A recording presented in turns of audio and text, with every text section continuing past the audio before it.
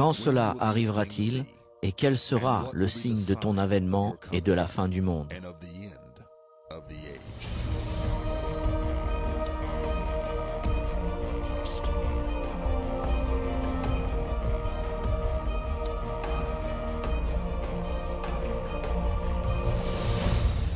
Nous allons vous parler de ce que je pense être la prophétie la plus passionnante dans toute la Bible. Notre sujet est les États-Unis d'Amérique découverts dans la Bible. Croyez-le ou non, nous allons vous donner la preuve absolue qu'il y a 2500 ans en arrière, les États-Unis d'Amérique ont été prophétisés par le Dieu Tout-Puissant. Cela va être passionnant. Il s'agit de la première leçon d'une série appelée « Comprendre la fin des temps ». Je connais beaucoup de personnes qui, dès que vous leur dites la fin des temps, pensent la fin du monde. Quand cela arrivera-t-il? Et vous pouvez voir la crainte venir sur leur visage. Mais nous ne parlons pas de la fin du monde maintenant. Quand nous parlons de la fin des temps, nous parlons de la fin du temps d'un gouvernement humain et le commencement du royaume de Dieu. L'Écriture est très claire. Il y aura bien encore 1000 ans d'une existence humaine. La Bible nous dit que Jésus-Christ reviendra, il dominera et régnera sur la terre pendant 1000 ans. Il n'y aura aucune guerre pendant 1000 ans. Ainsi, quand nous parlons de la fin des temps, nous ne parlons pas de la fin du temps. Nous parlons de la fin du gouvernement humain. Nous savons que l'humanité a été autorisée à se dominer sur elle-même pour une période de temps, afin qu'elle comprenne qu'elle ne peut pas se dominer toute seule. C'est alors que Jésus reviendra, il établira son royaume, un royaume qui ne disparaîtra jamais et qui ne sera jamais détruit. J'espère que vous ne manquerez aucune partie de la série « Comprendre la fin des temps », car j'ai eu beaucoup de personnes qui m'ont dit que cela avait changé leur vie. Nous voulons maintenant regarder dans l'Écriture. Daniel, chapitre 12 et verset 9 est l'une de mes écritures préférées. Maintenant, Daniel est l'un des 2 livres prophétiques les plus célèbres de toute la Bible. Vous avez le livre de l'Apocalypse et vous avez le livre de Daniel. Daniel a écrit ce livre en entier. Nous le trouvons maintenant dans le dernier chapitre du livre de Daniel, priant pour comprendre ses propres écritures. Mais quand nous arrivons au verset 9 du chapitre 12, Dieu répond à sa prière. Maintenant, vous savez, quelquefois, Dieu ne répond pas à nos prières de la manière que nous voudrions.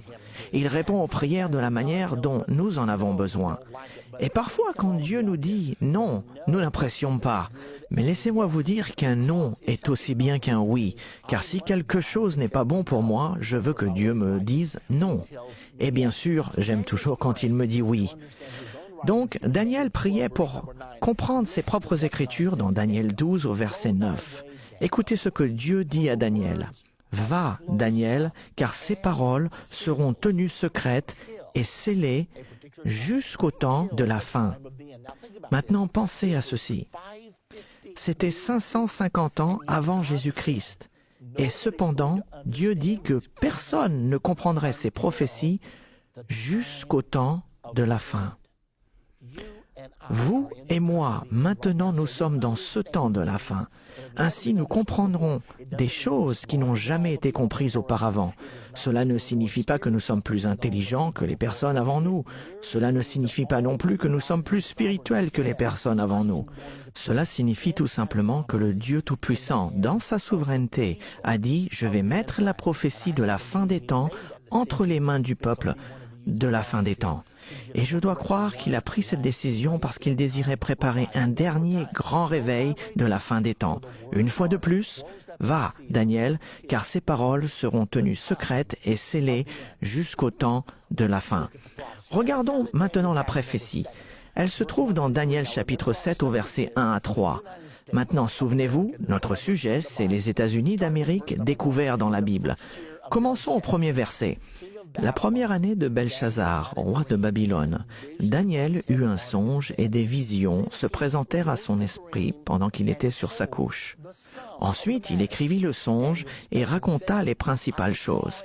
Daniel commença et dit, « Je regardais pendant ma vision nocturne, et voici les 4 vents des cieux firent irruption sur la grande mer, et 4 grandes bêtes sortirent de la mer, différentes les unes des autres. Maintenant, nous savons que la prophétie est écrite avec des symboles. Alors que signifient réellement ces symboles? Nous n'avons pas à les deviner. Tout d'abord, il a vu 4 bêtes. Il a vu un lion avec des ailes d'aigle, il a vu un ours, un léopard et une bête à 10 cornes. C'est ça la vision de Daniel dans le chapitre 7. Mais que symbolisent réellement ces bêtes? Nous n'avons toujours pas à deviner. Et vous trouvez ceci avec la plupart des prophéties. Elles sont écrites avec des symboles, mais vous n'avez pas besoin de les deviner aveuglement. Si vous continuez à lire le chapitre dans lequel la prophétie est donnée, presque sans exception, les symboles sont interprétés pour nous. Donc nous ne devinons pas et nous ne faisons pas recours à des interprétations personnelles, mais nous laissons la Bible nous dire ce que signifient ces symboles. C'est bien le cas avec cette prophétie merveilleuse dans le livre de Daniel au chapitre 7. Notez ce qu'il dit au verset 17. Ces 4 grandes bêtes, ce sont 4 rois qui s'élèveront de la terre. Maintenant c'est facile. Il indique bien que les bêtes symbolisent des rois. Mais ce n'est pas tout ce qu'il dit, car si vous continuez jusqu'au verset 23, il continue en disant « La 4e bête, c'est un 4e royaume qui existera sur la terre, différente de tous les royaumes et qui dévorera toute la terre. » Ainsi, au verset 17, il est dit que les bêtes symbolisent des rois. Au verset 23, il est dit que les bêtes symbolisent des royaumes. Donc, qu'est-ce que cela nous indique? Ceci nous permet d'arriver à cette conclusion que chacune de ces bêtes symbolise un royaume ou une nation avec leur chef d'État. Et vous découvrirez que ceci reste conforme au travers de l'Ancien et du Nouveau Testament. Question numéro 2. Donc nous savons que ces bêtes sont des nations qui seront sur la terre à un moment donné. Nous savons que cette prophétie a été donnée il y a 2500 ans. Alors, elle est peut-être déjà accomplie, ou elle s'est peut-être accomplie il y a 1000 ans, ou 1500 ans, ce qui est sans importance pour nous aujourd'hui. Ou bien, puisque nous savons qu'il y a encore 1000 ans à venir, elle sera peut-être accomplie dans 500 ans. Mais il y a toujours la possibilité que cette prophétie soit donnée pour maintenant et que ces nations dont Dieu nous parle existent peut-être sur terre actuellement. Donc pouvons-nous dire, d'après l'Écriture, quand est-ce que ces nations existeront? Regardons maintenant au verset 9. Daniel, versets 1 à 8, a décrit ces 4 bêtes. Le lion avec des ailes d'aigle, un ours, un léopard avec 4 têtes et une bête à 10 cornes. Puis au verset 9, il dit « Je regardais pendant que l'on plaçait des trônes, le trône de ces nations au royaume, je regardais pendant que l'on plaçait des trônes et l'ancien des jours s'assit. » Maintenant, ceci décrit tout simplement la transition du royaume d'un gouvernement humain vers le royaume de Dieu. La Bible enseigne à plusieurs reprises que quand Jésus-Christ viendra, il enlèvera tout gouvernement humain et établira un royaume qui ne disparaîtra jamais et qui ne sera jamais détruit. Alors il a vu toutes ces bêtes maintenant détrônées et Jésus-Christ couronné roi des rois et seigneur des seigneurs. Nous entrons dans le règne des 1000 ans de Jésus-Christ, ce qui est appelé dans l'Écriture le royaume de Dieu. Maintenant plus loin, au verset 11, Daniel fait marche arrière. C'est comme s'il disait « Oh, j'ai oublié de vous dire quelque chose ». Dans le verset 11, Daniel dit « Je regardais alors, à cause des paroles arrogantes que prononçait la corne, et tandis que je regardais, la bête fut tuée et son corps fut détruit, livré au feu pour être brûlé. » Arrêtons-nous un moment ici, car il y a beaucoup à réfléchir. De quoi parlons-nous? Je regardais alors à cause des paroles arrogantes que prononçait la corne. Qu'est-ce que la corne? La dernière bête avait 10 cornes. Nous allons apprendre un peu plus loin dans la leçon qui sont réellement ces 10 cornes. Cependant, laissez-moi vous donner un aperçu. L'Écriture nous dit que les 10 cornes sont 10 rois qui formeront une fédération et que de ces 10 rois, un autre s'élèvera, déracinant 3 d'entre eux et deviendra très grand. Et cette corne deviendra l'Antichrist. Cette écriture nous montre que les cornes sont des rois. Donc nous avons une bête, un royaume, mais 10 rois, apparemment en union. Puis un autre roi est venu après, déracinant 3 d'entre eux et qui devient grand. Et selon ce chapitre, cet homme finit par diriger le monde entier jusqu'à la venue de Jésus.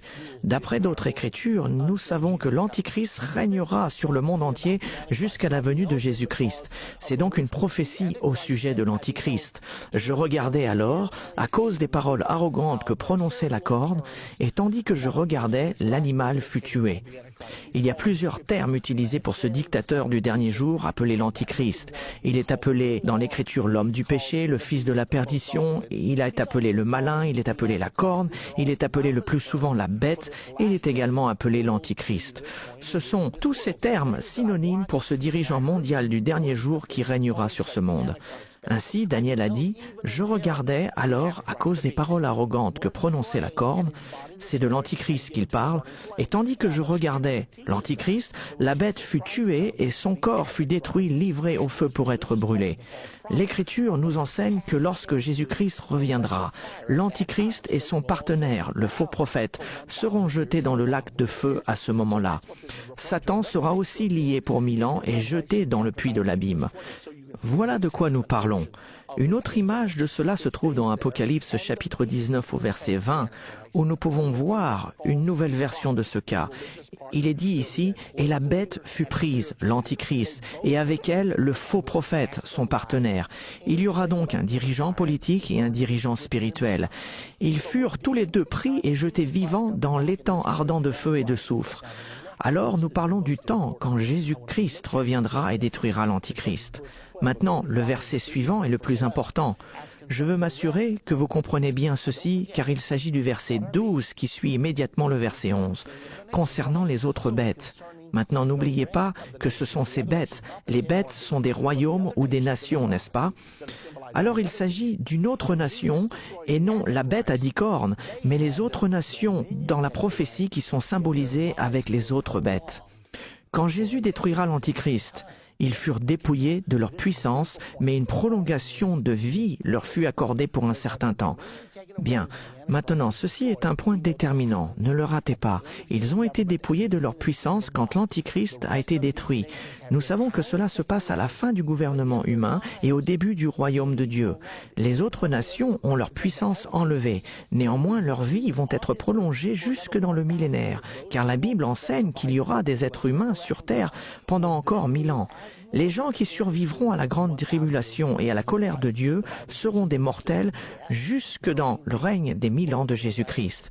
La Bible nous enseigne qu'il y aura toujours la vie et la mort pendant le règne du millénaire. Maintenant, il y aura une exception pour ceux qui sont bibliquement nés de nouveau. Ils auront été enlevés pour rencontrer le Seigneur dans les airs lors de son retour, et la Bible dit qu'ils régneront en tant que rois et sacrificateurs avec Jésus-Christ. Cette écriture nous dit que les autres nations ont leur puissance, leur domination ôtée, mais que leurs vies sont prolongées pour une saison et un temps. Alors il sera permis de vivre pendant le millénaire. Maintenant, qu'est-ce que cela signifie? Cela nous indique que toutes ces nations existeront sur la terre au moment que l'Antichrist sera tué par Jésus-Christ.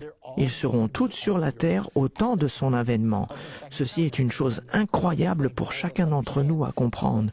Cela nous dit que Jésus-Christ reviendra sur terre pendant le temps de ces nations. Quand j'ai vu cela, je me suis dit que si je veux prouver que ces nations existent aujourd'hui, alors je peux prouver que nous sommes dans l'ère de l'avènement de Jésus-Christ. Je ne peux pas vous donner une date exacte, mais je peux vous démontrer que nous sommes dans cette période. Maintenant, j'aimerais vous inviter à retourner dans les 8 premiers versets pour examiner chacune de ces bêtes afin de voir si elles sont reconnaissables en tant que nation sur terre aujourd'hui. Je réalise que beaucoup de gens pensent « je sais déjà tout ça.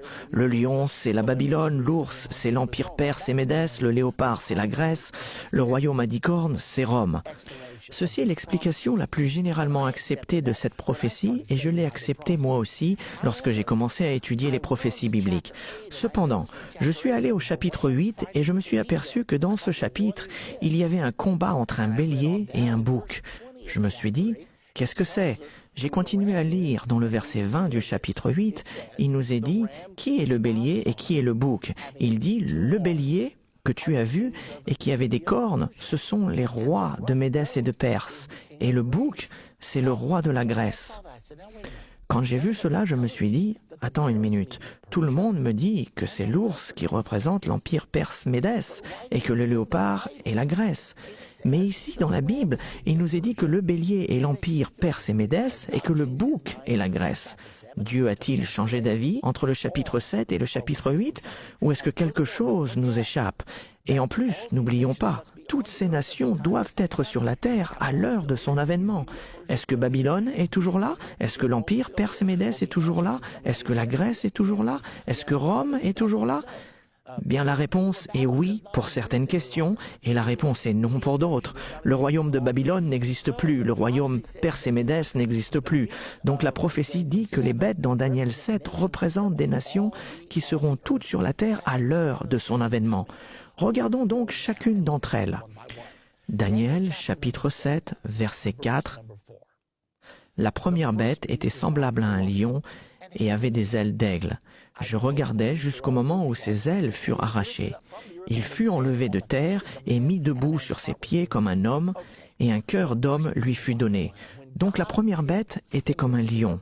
Lorsque Dieu a choisi des symboles pour représenter des nations, il ne les a pas choisis aléatoirement. Il a choisi des symboles qui allaient avoir une signification à l'heure de l'accomplissement de la prophétie. Pouvez-vous croire qu'il y a actuellement une nation sur Terre aujourd'hui qui a pour emblème le lion? Si vous allez sur Wikipédia, à la page de la Grande-Bretagne, il nous est dit que le lion est le symbole de la Grande-Bretagne. Je me souviens avoir été à Londres, à Trafalgar Square, qui est le centre de Londres, et avoir vu ces énormes lions regardant au nord, au sud, à l'est et à l'ouest. Et puis partout dans Londres, j'ai vu le lion, car à ce moment-là, je savais que le lion était l'emblème de la Grande-Bretagne. Alors Dieu est en train de nous dire que la Grande-Bretagne va être l'une des nations qui seront sur terre à l'heure de son avènement. Regardons la prochaine bête, au verset 5. Et voici, une deuxième bête était semblable à un ours et se tenait sur un côté. Il avait 3 côtes dans la gueule entre les dents et on lui disait « Lève-toi, mange beaucoup de chair ». Savez-vous qu'il y a aujourd'hui une grande nation qui a l'ours pour emblème? La plupart d'entre vous, vous m'avez déjà devancé car cet emblème est bien connu. Nous savons que la Russie a l'ours pour emblème. Je n'oublierai jamais quand j'ai vu le magazine Time du 21 mai 1984 et là, en couverture, il y avait un énorme ours avec ses inscriptions. Agitation olympique, pourquoi les soviétiques ont dit niet? Ce qui s'est passé, c'est que les États-Unis ont boycotté les JO en 1980, alors que les Soviétiques ont décidé de se venger en boycottant à leur tour les JO de 1984.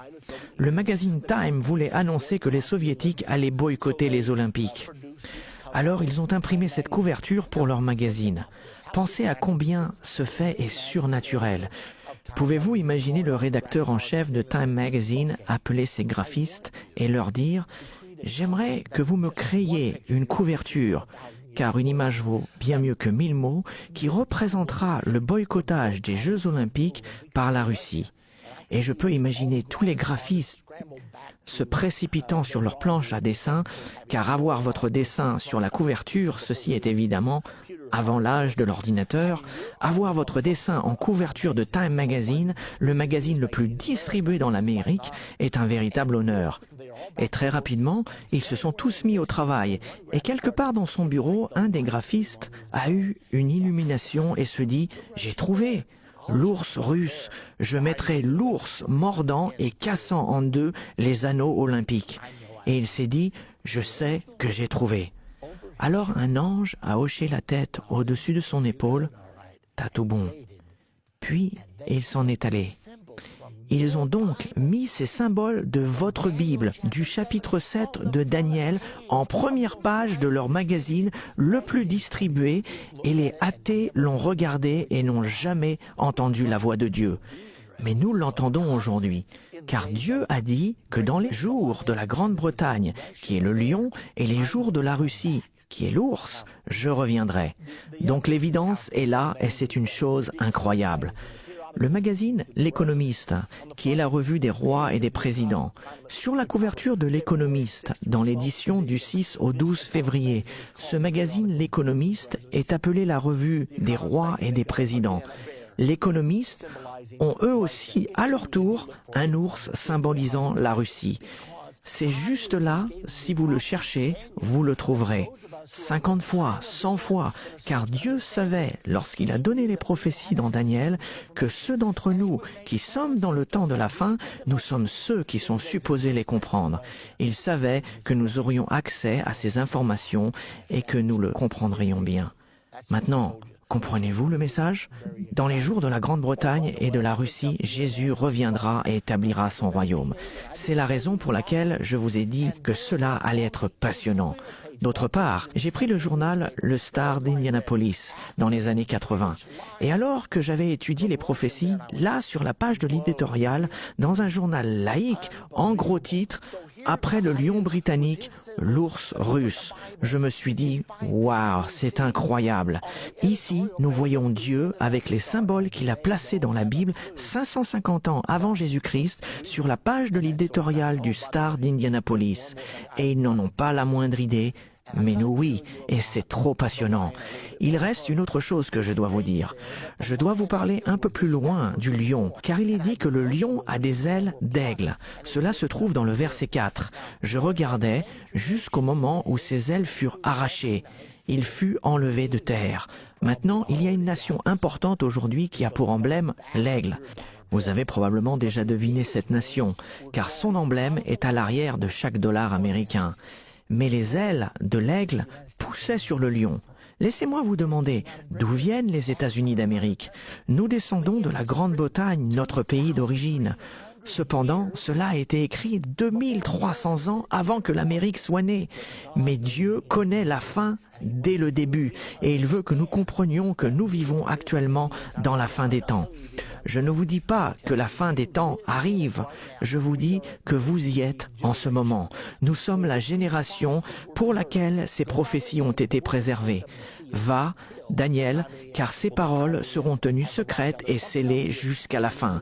Et oui, le temps de la fin est bien arrivé. Il y a quelque chose d'autre à remarquer ici. La Bible nous dit que les ailes qui poussaient de la Grande-Bretagne, notre pays d'origine, Daniel a dit « Je regardais les ailes furent arrachées ». Il a vu les États-Unis rompre avec la Grande-Bretagne. Pouvez-vous croire qu'il a vu la déclaration de l'indépendance en l'an 550 avant Jésus-Christ et qu'il n'a jamais compris ce qu'il a vu? Il priait pour comprendre, mais Dieu a dit « Non, cela est scellé, Daniel. C'est pour les gens du temps de la fin. C'est pour vous et moi. » Alors je regardais jusqu'au moment où ses ailes furent arrachées.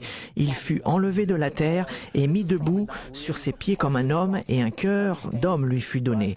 D'autre part, ceci n'est peut-être pas biblique et cela ne fait pas vraiment partie de la compréhension de la prophétie, mais dans le verset 4 du chapitre 7, quand est-ce que la déclaration de l'indépendance a été faite? Le 4 juillet 1776. Je ne pense pas que cela soit vraiment important, mais il y a néanmoins un point d'intérêt à relever. Donc nous avons l'aigle au dos du dollar américain, nous avons l'aigle qui représente continuellement les États-Unis d'Amérique. Nous le voyons à chaque fois sur tous les documents officiels et Dieu savait en avance que nous utiliserions ce symbole. Et il s'est dit, je veux que le peuple américain sache qu'il vive à l'heure de mon avènement. Voici le magazine Time du 27 octobre 1980. À ce moment-là, il y avait beaucoup de tensions dans le Golfe Persique, le Moyen-Orient, où il y a toujours beaucoup de tensions, et le sous-titre qui dit « Explosera-t-elle » L'aigle et l'ours du chapitre 7 de Daniel sont en train de regarder d'un air songeur au-dessus du globe, et la mèche est allumée, et le sous-titre dit « Explosera-t-elle » Ainsi Dieu emploie dans la prophétie exactement ce qui se trouve sur la couverture du magazine Time. Parfois, je pense que Dieu devrait faire un procès au magazine Time pour violation des droits d'auteur, car ils utilisent les symboles venant tout droit de la Bible. Pourquoi?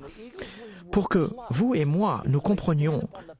Aussi, la Bible nous dit que quand les ailes furent arrachées et mis debout sur ses pieds comme un homme et un cœur d'homme lui fut donné, nous avons un autre symbole.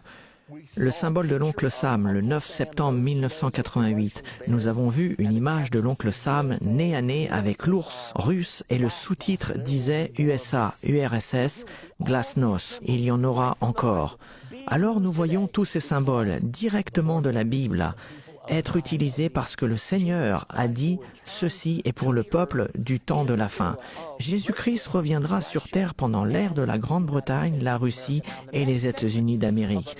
Maintenant, dans la prochaine partie de Comprendre la fin des temps, nous découvrirons l'identité du léopard, de la bête à 10 cornes dans la prophétie biblique et nous verrons aussi d'où viendra l'Antichrist. Cette prochaine leçon sera passionnante. Donc soyez sûrs de ne pas la rater. Les États-Unis découverts dans la Bible, maintenant, vous le savez.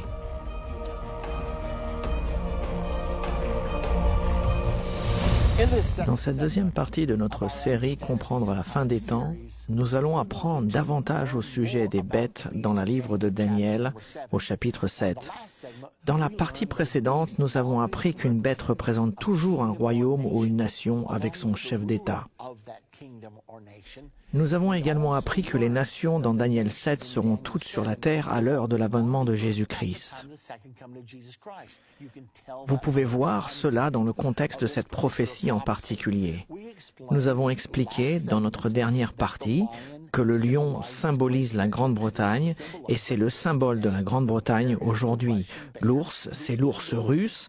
Les ailes d'aigle sur le lion, c'est les États-Unis d'Amérique. C'est sur le dos du dollar américain. Nous avons donc appris ces choses incroyables que le Dieu Tout-Puissant a employé des symboles qui nous sont reconnaissables aujourd'hui afin de pouvoir nous parler des nations qui seront sur la terre à l'heure de son avènement. Dans cette partie, nous passons à la prochaine bête, le léopard. Nous le trouvons dans le verset 6 du chapitre 7 de Daniel. Écoutez cela. Après cela, je regardais, et voici, un autre était semblable à un léopard, et avait sur le dos 4 ailes comme un oiseau. Cette bête avait 4 têtes, et la domination lui fut donnée. De quoi parlons-nous ici? C'est sur ce point que j'ai dû faire une recherche plus approfondie. J'avais compris le lion, l'ours et les ailes d'aigle. Mais quand je l'ai vu, je me suis dit, ceci est si simple. Pourquoi ne l'ai-je pas vu auparavant? Mais quand je suis arrivé au léopard, je n'étais pas certain de la façon de l'interpréter. Alors j'ai prié. J'ai demandé à Dieu de m'aider et j'avais l'impression que le léopard était peut-être l'Allemagne, mais je ne pouvais rien prouver. J'ai demandé au Seigneur de me le montrer et j'ai eu une incroyable expérience.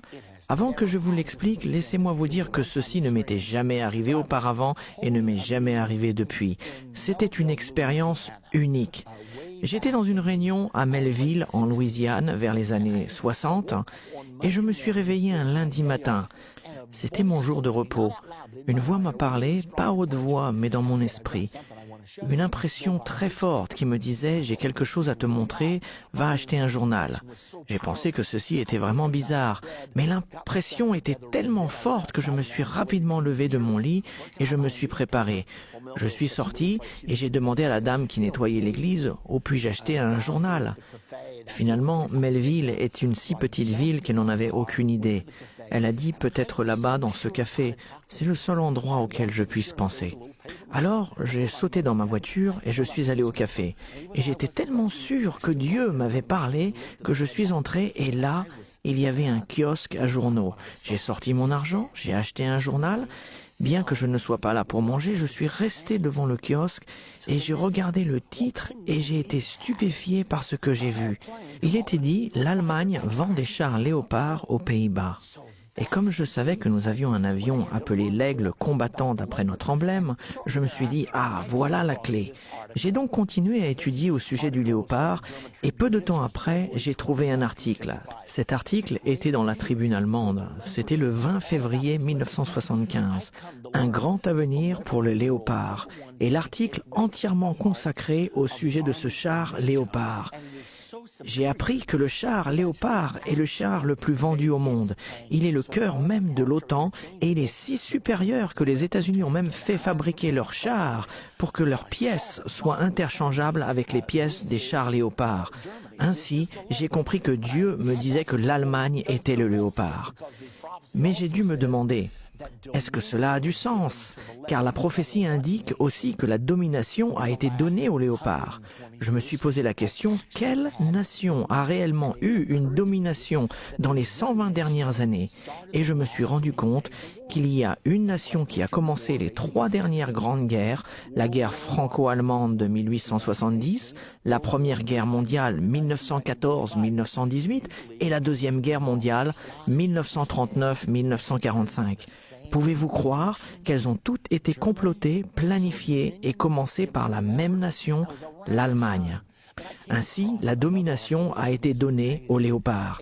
C'est autour de cette période que j'ai trouvé un autre article dans le magazine Newsweek du 9 avril 1984. Il y avait une section entière du Newsweek cette semaine-là qui était consacrée à l'Europe. Mais un article dans cette section était appelé « La maladie allemande ».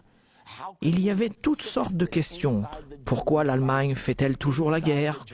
Comment pouvons-nous rectifier cette partie de l'âme, de l'esprit allemand? Écoutez ce paragraphe. Depuis l'époque de Charlemagne, il est le fondateur du Saint-Empire romain de l'an 800, depuis l'époque de Charlemagne, cet endroit, qui est maintenant l'Allemagne, a été le pivot de l'histoire européenne. Si vous étudiez le Saint-Empire romain, l'Allemagne est toujours au centre. Remarquez ce qui est dit. Dans les 120 dernières années, les Allemands ont dominé l'Europe intellectuellement, industriellement et militairement. Ce mot « dominer », domination, a été donné aux léopards. C'est à ce moment où j'ai compris que j'avais la réponse. D'autre part, savez-vous qu'Adolf Hitler a presque conquis le monde? Beaucoup de gens pensent qu'il ne lui restait que 3 jours pour dominer toute l'Europe. Laissez-moi vous dire ce qui s'est passé. La puissante guerre éclair allemande attaquait et se déplaçait contre les forces alliées. Elles se sont trouvées coincées par la Manche, elles étaient réduites à néant. Et si quelque chose ne s'était produit selon les hauts et les bas du Troisième Reich, nous aurions été obligés d'accepter la paix selon les conditions d'Hitler dans moins de 3 jours. La situation était si extrême que Winston Churchill, le Premier ministre de la Grande-Bretagne, a réclamé une journée mondiale de jeûne et de prière. Et une chose étonnante s'est produite. Laissez-moi vous en parler. Pendant ce temps de jeûne et de prière, une pensée est venue à l'esprit d'Adolphe dans son quartier général, là dans son bunker. Il s'est dit, ceci est trop facile, qu'il devait être en train de tomber dans un piège.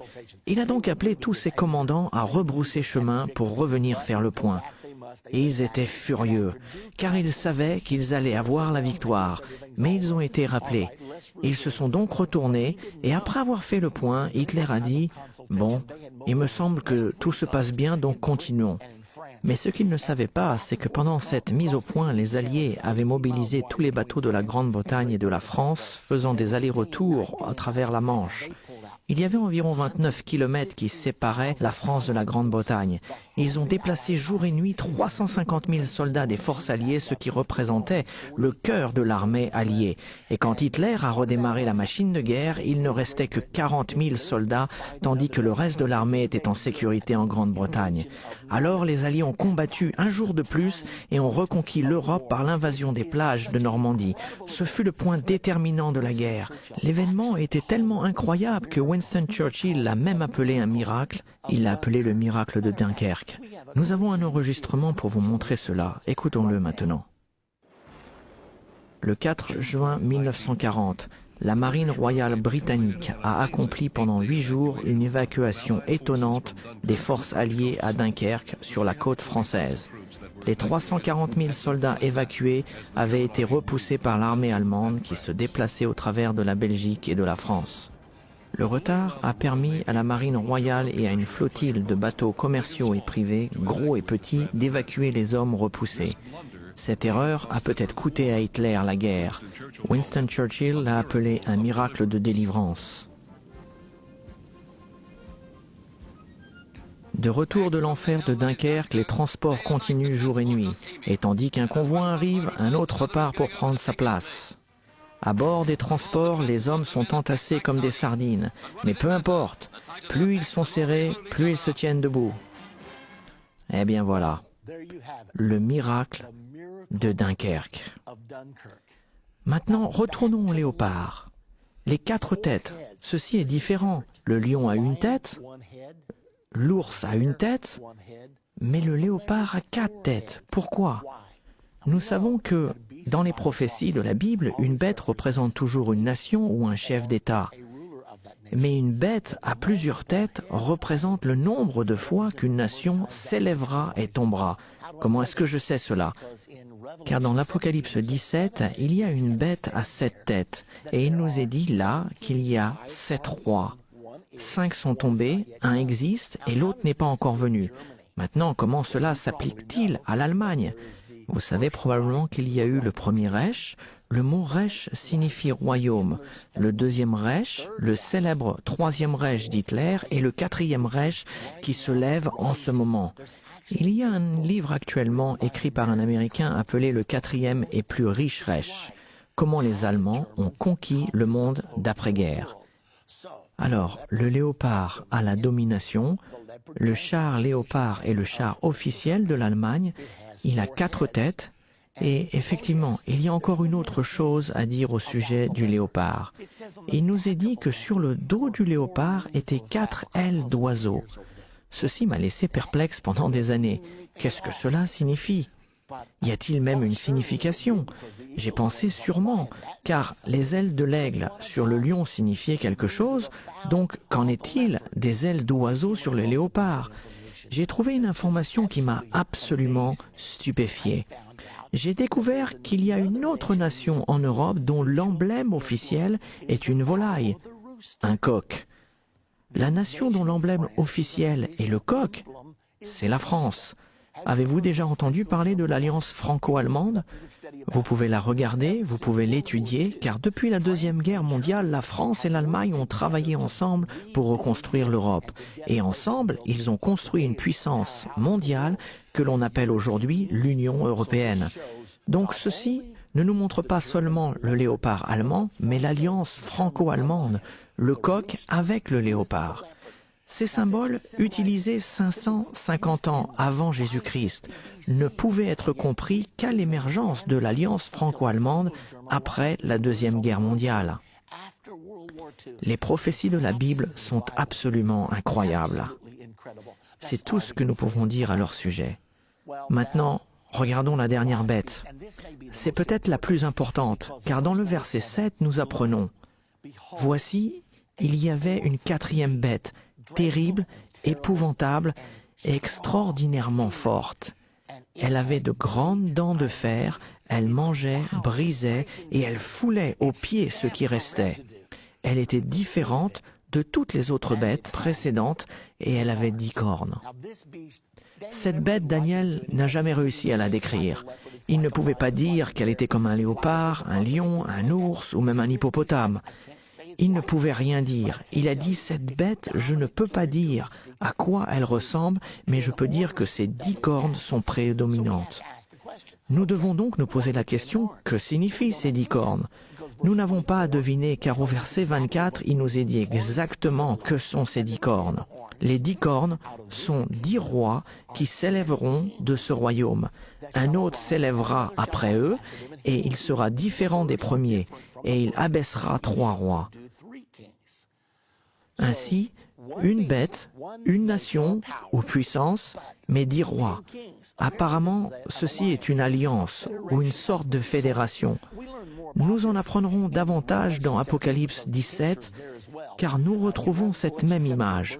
Dans Apocalypse 17 au verset 12, les 10 cornes que tu as vues sont 10 rois, qui n'ont pas encore reçu de royaume, mais qui reçoivent autorité comme rois pendant 1 heure avec la bête. Qui est la bête ici? Il se réfère au dictateur du dernier jour, l'Antichrist. Alors il y aura 10 rois qui se subjugueront eux-mêmes à la puissance de l'Antichrist et le supporteront, qui reçoivent autorité comme roi pendant 1 heure avec l'Antichrist. 1 heure ne signifie pas ici 60 minutes, c'est une manière de parler. On parle d'une courte période de temps. Ils vont donner leur puissance à l'Antichrist et ils vont supporter l'Antichrist. Notez aussi ce qui est dit, ils ont un même dessein, Ils donnent leur puissance et leur autorité à la bête, l'Antichrist. Ils régneront avec l'Antichrist jusqu'à l'avènement de Jésus-Christ, car le verset continue et dit « Ils combattront contre l'agneau ». Qui est l'agneau? Nous savons que Jésus-Christ est l'agneau de Dieu qui a ôté les péchés du monde. Puis il déclare que l'agneau les vaincra parce qu'il est le Seigneur des seigneurs et le roi des rois. Maintenant, qu'est-ce que cela veut dire? Il nous dit que l'Antichrist, avec ses 10 rois, régnera jusqu'au temps de son avènement. Et quand Jésus reviendra, ils combattront contre lui. Ceci représente la bataille d'Armageddon. Maintenant, il reste encore une chose très importante que nous devons savoir. Notez que lorsqu'il dit que l'agneau viendra combattre contre l'Antichrist et son gouvernement du dernier jour, qu'il aura des fidèles avec lui. Et les appelés, les élus et les fidèles qui sont avec lui les vaincront aussi. Voici le moment où vous et moi entrons en scène. Il nous est nécessaire de bien comprendre cela, car si vous n'êtes pas avec Jésus lorsqu'il reviendra, cela veut dire que vous aurez raté son avènement. Et nous ne souhaitons cela à personne. Maintenant, la condition pour être avec lui quand il revient, remarquez qu'il est dit que ceux qui sont avec lui sont les appelés, les élus et les fidèles. Réellement, tout le monde est appelé. La Bible nous dit que tout dépend du temps et des circonstances. Mais l'Écriture dit aussi « tous sont appelés, mais il y a peu d'élus ». Quelle différence y a-t-il entre être appelé par Dieu et être choisi? Nous avons un exemple dans la Bible. Jésus a souvent appelé des gens et lui ont répondu « Je le ferai bien, mais je ne peux pas maintenant. Je viens juste de me marier. J'ai acheté une société. Mon père est décédé et je dois l'enterrer. » Jésus a toujours dit « Laissez les morts ensevelir les morts et vous suivez-moi ». Nous sommes donc appelés et nous devons prendre la décision de suivre Jésus et le faire Seigneur de nos vies. Voici la deuxième condition. Mais il y en a encore une. Certains sont appelés et choisis, mais ils ne sont pas fidèles. La Bible nous dit « Sois fidèle jusqu'à la mort et je te donnerai la couronne de vie ». Donc une fois que vous suivez Jésus-Christ, la Bible nous dit que lorsqu'une personne met sa main à la charrue et se retourne, il n'est pas digne du royaume. Donc lorsque Jésus reviendra, ceux qui seront avec lui seront les appelés, les élus et les fidèles. Je veux certainement faire partie de ce nombre-là et je suis sûr que vous aussi. Maintenant, il y a une autre chose au sujet des 10 cornes qui nous aidera à comprendre qui elles sont. Dans Daniel, au chapitre 2, verset 44, on fait référence aux 10 derniers rois, mais ils sont symbolisés d'une manière totalement différente. Il est dit au verset 44, « Ceci est à la fin du songe prophétique de Daniel, sa tête d'or, ses bras et sa poitrine d'argent, son ventre et ses cuisses d'airain, ses jambes de fer et ses pieds en partie de fer et en partie d'argile. » Maintenant, ces pieds de fer et d'argile mélangés représentent le Saint-Empire romain.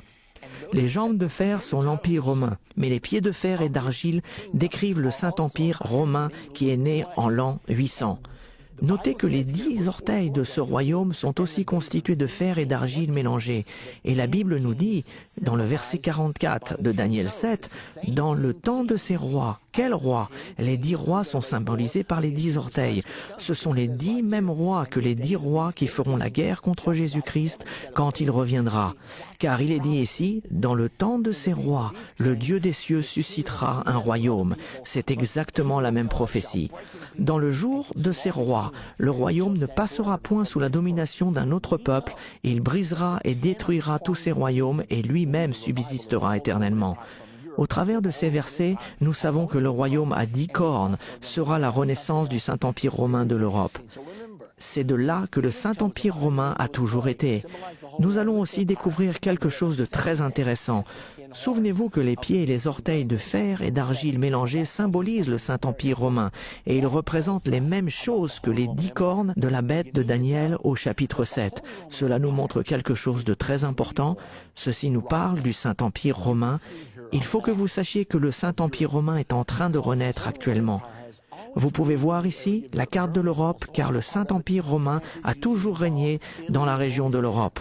L'Allemagne y est presque toujours au centre, la France est généralement impliquée, l'Italie y est toujours. La plupart du temps dans le Saint-Empire romain, il y a eu un dirigeant politique venant de l'Europe et un dirigeant spirituel venant chaque fois de l'Italie, plus particulièrement du Vatican. Et ils ont assemblé leur puissance pour établir le Saint-Empire romain. Maintenant, beaucoup de gens pensent que le Saint-Empire romain a cessé d'exister en 1806. Effectivement, cela est vrai, temporairement. Mais la Bible prophétise qu'il existera au temps de l'avènement et que les 10 orteils de fer et d'argile, les 10 cornes, vont être la base de la puissance de l'Antichrist. Eh bien, le Saint-Empire romain est en train de renaître dans notre monde actuellement. Avec le marché commun en 1957 et l'Union européenne en 1993, l'Europe a maintenant uni 27 nations ensemble. Ils forment un peuple de 500 millions de personnes et ils sont totalement unis économiquement. Ils ont maintenant une monnaie commune, l'euro, et ils ont aussi un président européen. Vous participez donc à la renaissance du Saint-Empire romain, car bientôt, de cette naissance, émergera l'Antichrist et le faux prophète. Retournons au verset 24. Une autre chose que je veux vous faire remarquer au sujet du royaume à 10 cornes, les 10 cornes, ce sont 10 rois qui s'élèveront de ce royaume. Remarquez ce qu'il est dit. Un autre s'élèvera après eux. Après les 10, un autre viendra. Il sera différent des premiers et il abaissera 3 rois. Dans sa vision, Daniel a vu la corne s'élever et déraciner 3 rois. Ce sera un signe particulier qui décrira l'identité de l'Antichrist. Il s'élèvera, il déracinera 3 rois et il deviendra très grand. Lui et lui seul deviendra l'Antichrist. Maintenant, remarquez dans le verset 21 de Daniel 7. « Je vis cette corne faire la guerre aux saints et l'emporter sur eux. » Vous voyez ici la grande tribulation. C'est le commencement de la grande tribulation qui débute 3 ans et demi avant Armageddon et continue jusqu'à l'avènement de Jésus-Christ. Il a dit, il emportait sur eux jusqu'au moment où l'Ancien des jours vint donner droit aux saints du Très-Haut, et le temps arriva où les saints furent en possession du royaume. Nous savons donc que tout cela se passera juste avant l'avènement de Jésus-Christ. L'Antichrist régnera pendant la grande tribulation, cette période de 3 ans et demi, et pendant ce temps, jusqu'au moment où Jésus-Christ, l'Ancien des jours, viendra. Lorsqu'il viendra, l'Antichrist et son partenaire religieux, le faux prophète, seront détruits et le royaume appartiendra à son peuple, les saints du Très-Haut. Remarquez une chose de plus au verset 23. Il me parla ainsi, la 4e bête, c'est un 4e royaume qui existera sur la terre, différent de tous les royaumes et qui dévorera toute la terre. Ceci est la prophétie d'un gouvernement mondial. Il la foulera et la brisera. C'est la prophétie d'un gouvernement mondial que nous voyons naître aujourd'hui. Il y a un gouvernement mondial qui se cache sous la mondialisation. Vous observez la naissance d'un nouvel ordre mondial, d'un gouvernement mondial. Nous allons apprendre davantage sur ce sujet dans notre prochaine partie, mais tout cela fait partie de la prophétie. C'est la prophétie d'un gouvernement mondial. Il existe une autre prophétie explicite comme celle-ci dans Apocalypse chapitre 13. Ce gouvernement mondial s'établira et finira par dévorer le monde entier. Maintenant, ceci est devant nous et cela va se passer, c'est inévitable. Ça, c'est la mauvaise nouvelle. Mais la bonne nouvelle, au verset 27, le règne, la domination et la grandeur de tous les royaumes qui sont sous les cieux seront donnés au peuple des saints du Très-Haut.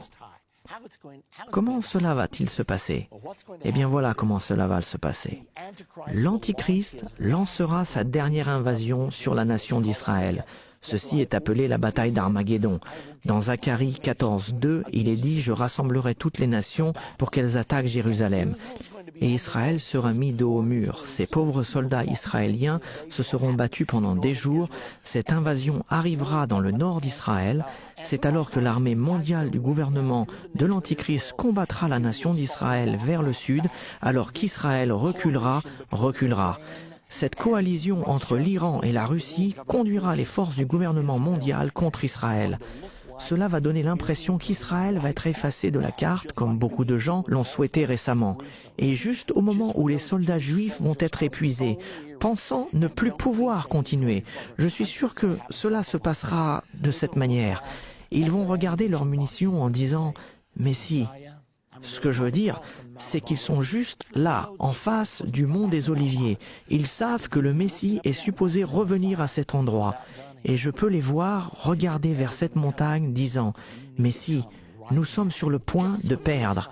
Et si jamais tu reviens, il faut que tu le fasses maintenant.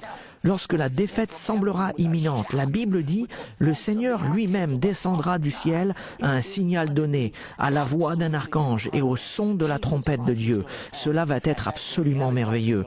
Jésus-Christ va revenir et c'est là où l'Antichrist sera abaissé et Jésus-Christ couronné roi des rois et seigneur des seigneurs. Et nous allons régner pour toujours avec lui.